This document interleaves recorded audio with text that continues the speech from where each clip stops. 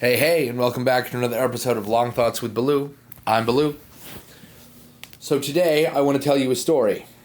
Recently, in a couple of Facebook groups I'm on, it's become apparent to various other GMs that I'm partial to the term builder, not dungeon master or game master or storyteller. And the reason for this is mindset. I think the phrase dungeon master or game master, or really any of them that has master in it, is by its very nature pretentious. One of my favorite defenses I get there is, well, a master of a craft isn't pretentious by calling himself a master. To a degree he is. Should he take pride in being that good at a thing that he has bothered to get that kind of rank? Absolutely. He should take great pride in it. But in my experience, those who are that kind of skilled don't need a sign that says it. They know they are, and so does everyone else, and that's enough. And when you're the dungeon master or the game master, you don't earn that title, you just get it. It comes with the chair. So I think that the word master in those is pretentious. I imagine I'll get incoming in the comments, and that's okay. I'm also not a big fan of the belief that the table is a game, because games have strict winners and losers. And what feels like winning and losing at the table is unique to every individual. This is not true in things like baseball or football. So, really not a game, at least in my brain. I tried Weaver for a while, that was really confusing. So these days I like Builder. And I have a couple of, antagonists in a couple of Facebook groups who constantly give me a hard time for that. And that's okay. Everybody likes something different. The other day, a fellow builder was discussing, he had a question about essentially agency and free choice at the table. And I went on this 2-paragraph spiel about how he has every right to ignore what Wizards of the Coast said, or what his buddy Tommy said, or what I'm going to say. The point was that he and his table have the absolute right to make their sessions about them, and as much fun as they can have. And somebody said, wait, did you just make 2 paragraphs of the power is yours? I said, yeah, I suppose I did. So they called me Captain Builder as a gag. I imagine it was meant as an insult. My other half said, Captain Planet Builder. So I'm going to keep the name. I like it. And in spite of this theoretical aggression, I'm going to embrace that. So I'm not going to be Baloo anymore. Captain Planet Builder. I also got the nickname Baloo from somebody else, but that one was positive, and that's a story for another time. So Captain Planet Builder has 5 tenants. How about that? 5 special tenants for 5 special, I don't have 5 magic teenager rings to give out, but so here we go. 5 tenants that I think make a greater session possible. They don't guarantee a greater session, right? Because as I said before, every table is different. And everybody who comes to the table wants something a little bit different. But I think these 5 tenets, when built upon and fought towards constantly, have a greater percentage chance to make your games more fun, or sessions, or stories, or sit-downs, whatever you want to call them. So, I think tenet number 1 is the most important one, hands down. Communication. Talk to your table. Seriously. There is no one you can trust more with what your players want, what they'll find fun, than your players. Because each table is made of unique individuals. Those unique individuals have unique wants and needs. Talk to them. Don't get me wrong, go on Facebook, talk to your friends, talk to your fellow GMs, talk to your buddies who've been players in the past. Get a hold of Chris Perkins if you can pull that off, right? Z-Bashu is a great resource. Professor Dungeon Master, Guy Scandlers makes a crap ton of great content. WSD20, right, that's great stuff. There are so many people on YouTube, including a bunch that I didn't bother to list because I can see them in my head, but I can't remember the name of their channel, just their names. There's tons of great people on YouTube and other places, right? YouTube isn't the only place to get great content. Questing Beast, big fan, Questing Beast. Just did a crossover with Professor Dungeon Master. How about that? Anyway, those people are all wonderful, and there's 100,000 articles, right? And books and opinions, just like this video you're listening to right now, right?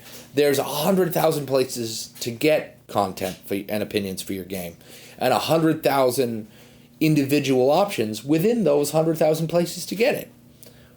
But all of those people, just like me, are explaining their opinions from their point of view with the experiences they have had.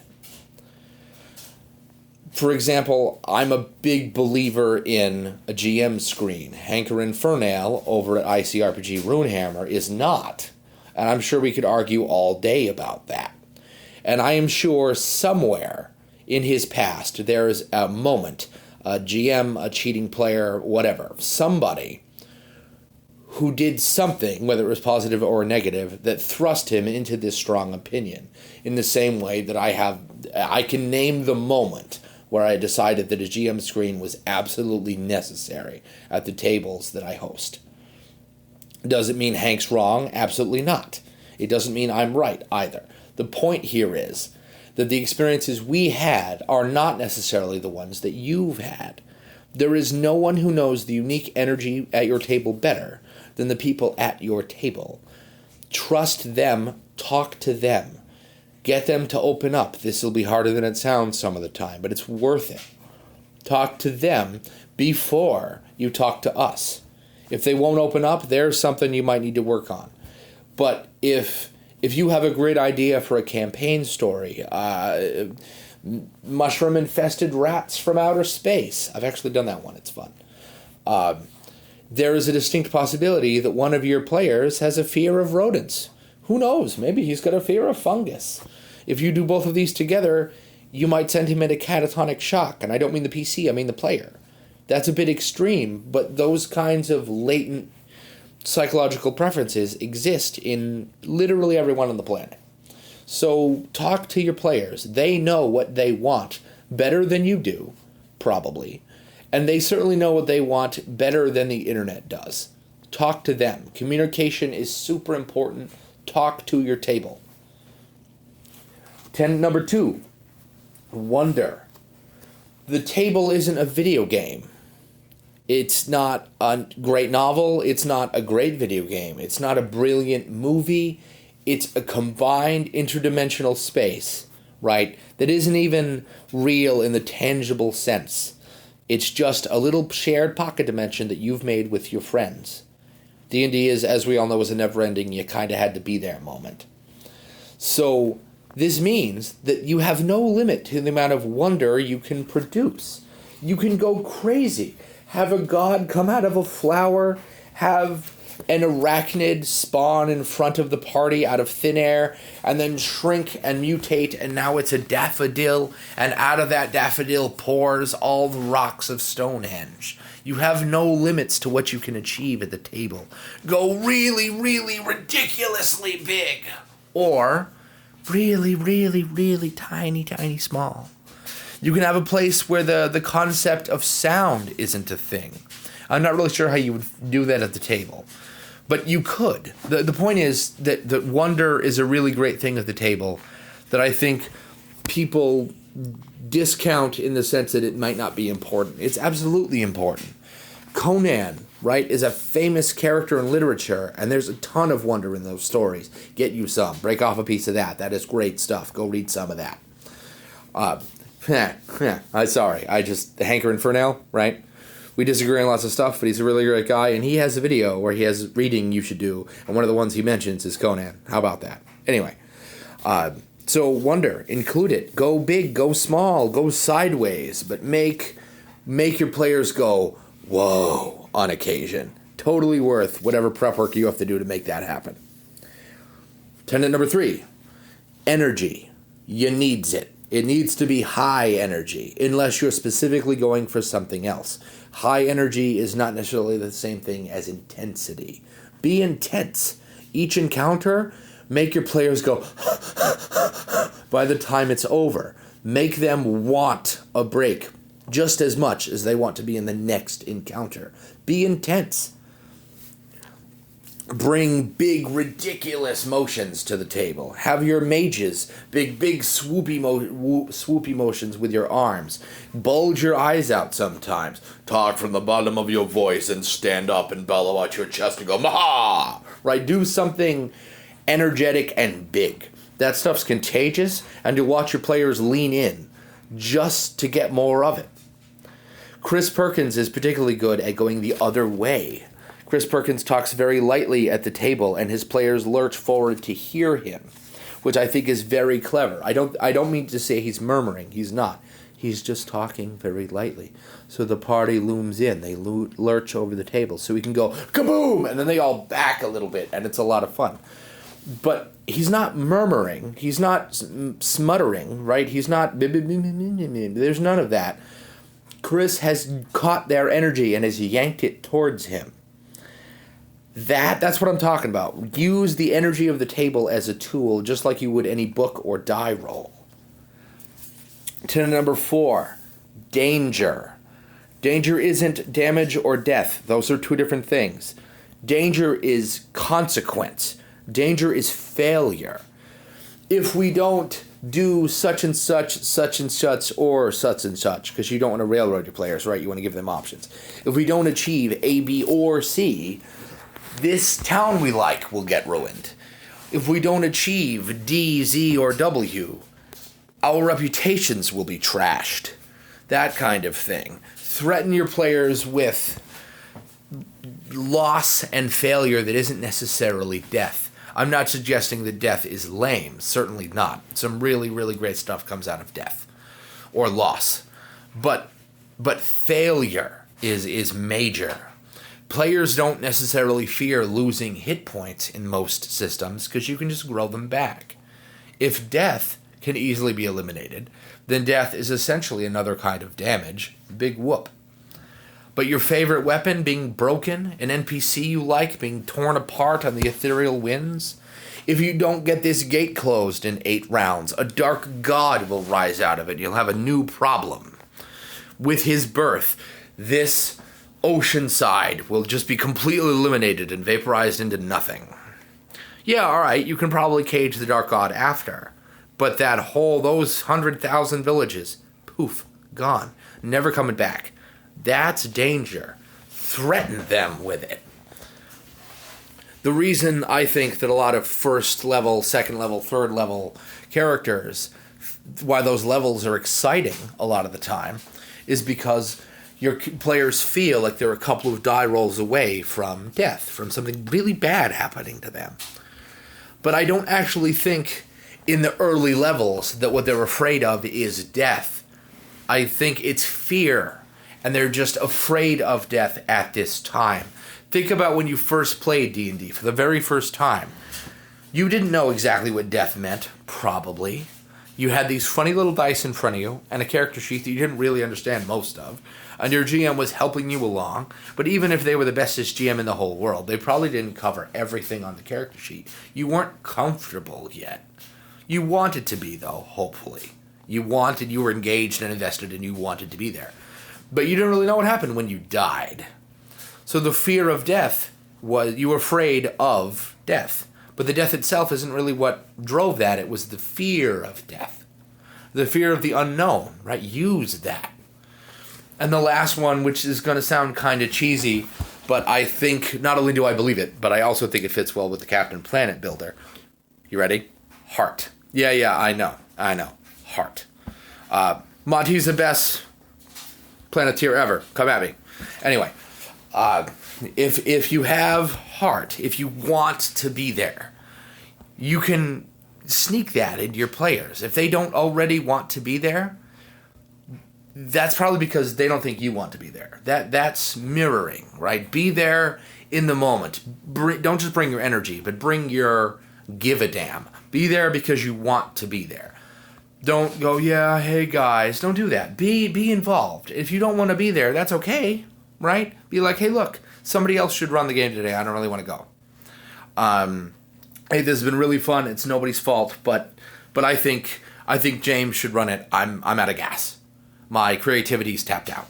I need a break. I need a refresher. I want to be a player.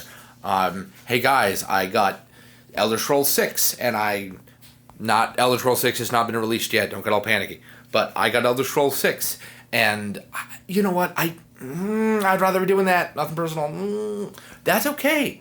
Roll back to number 1, right? Communicate, talk to your table. If you don't want to be there, don't. Tell your friends, don't leave them hanging, but don't. Similarly, if you want to be there, look like it, act like it. Don't bottle that up. You don't have to be professional. You don't have to be all cooped up in a monkey suit, right? Be there, jump up and down, be like, hey guys, hey, how's it going? Here's your character sheet, and have some dice, and bring that energy to the table. They'll bring that heart to the table. They love that. Get involved. Be like, hey, what do you guys think of this or this? Notice how through 1 and 5, right, through talking to your table and the heart, you can even sneak in the energy bit. You can create this whirlwind of involvement between you and your table. And I think awe will come easier. Awe and wonder, right, will come easier if you communicate with your players so you know what they know, right? Do they have a preconceived notion of goblins and dragons? I mean, probably, right? But one of the players at the table I host literally didn't know what the word golem meant. This was brilliant stuff. They're sneaking through this cave. I explained they encounter, I paint the picture of a golem. I did not use the word golem. Most of the players skirt around this thing and give it a wide berth. Let's go with Gunner. I'm not going to give away his real name. He'll get mad at me. Let's go with Gunner. Walks up to this golem and stabs it in the bum with a dagger. And it whirls around and drills him in the skull. We were playing the Witcher TRPG game, right? He could have been killed. He dropped from crazy amounts of hit points to, I think, 4 in a hit. His character almost died before the ink on the sheet was dry. It was awesome. And we're still talking about it like a year and a half later. And I got to do that because I discovered really early on that Gunner has, at the time, zero understanding of the fantasy genre. I know, none. Nothing pops into his head now, but not at the time. When you say golem or dragon or goblin or zombie. What a huge treat. What a huge honor to be involved in that guy's development. Also, what a huge responsibility. He's probably never going to trust statues, ever. But I only got to do that because I got involved. I used my heart to get into his energy, right? And his knowledge. I spoke with him and the other people at the table. And those moments, right, are really, really great. And you get those more regularly if you chase the 5 tenets. So, recap, before I sound like a broken record, because these are way more fun when I have somebody else to talk to. I have some interviews, ready to go in the recording, but I promised I would do this one first for a friend. So, there you go. Energy, communication, danger, wonder, and heart. You want all 5 of those all the time. I think wonder will be the hardest one for you to pin down regularly, but when you do it, it's going to be awesome, and you'll have an easier time achieving it more regularly when you embrace the other 4 more consistently. Anyway, this has been Captain Planet Builder, and by these tenets combined, I hope your sessions improve. Later days.